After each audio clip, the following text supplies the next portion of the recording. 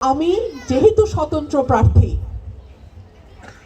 অনেকেই হয়তো বলার চেষ্টা করে রুমিন ফারহানারে ভোট দিলে এই করব ওই করব, কেন্দ্র দখল করব, হ্যান করব ত্যান করব, তাই না? এইসব ভয় ভীতিতে কান দেবেন না।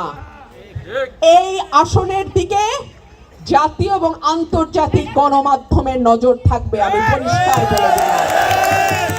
এই আসন নিয়ে কোন রকম খেলার চেষ্টা যদি কেউ করে, দাঁত ভাঙা জবাব দেয়া হবে। আমার শক্তি আমার এলাকার ভোটার, আমার শক্তি আমার এলাকার ভাইয়েরা, আমার শক্তি আমার এলাকার মানুষের ভালোবাসা। এই শক্তি যার সঙ্গে থাকে, কোন শক্তির সাধ্য নাই আমাদেরকে পরাজিত করে। এই আসনে আমার জয় যদি হয়, সেই জয় হবে আমার ভোটারের। আমার জয় যদি হয়, সেই জয় হবে আমার নেতাকর্মীর। আমার জয় যদি হয়, সেই জয় হবে সরাইল এবং আশুগঞ্জের। সুতরাং আমি যদি এমপি নির্বাচিত হই, আমার সরাইল আশুগঞ্জের মানুষ এমপি নির্বাচিত হয়েছে বলে আমরা ধরে নেব।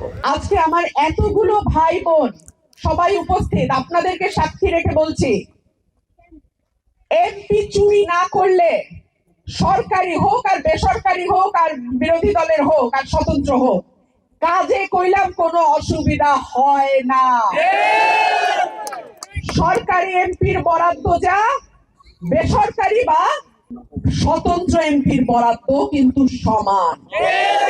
মুশকিল হচ্ছে এমপি সাহেব রাখে 50%, এমপি সাহেবের চামচা রাখে আরো 25%।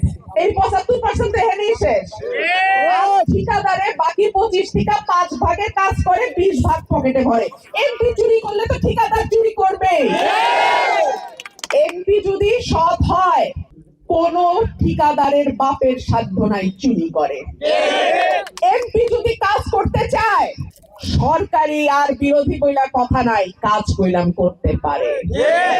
আপনারা তো আমারে দেখা ভোট দিচ্ছেন, কোন মার্কা দেখা না, তাহলে আমারও জবাব দিতে হবে আপনাদের কাছে। এর মাঝখানে কিন্তু আর কোনো লাইন ঘাট নাই। সেই কারণেই আপনাদের কাছে আমি এই নির্বাচনের 5টা বছর আপনাদের কাছে আমি চেয়ে নেই। যদি আমি পরীক্ষায় পাশ না করতে পারি, আপনারা আমাকে ভবিষ্যতে আর ভোট দিয়েন না।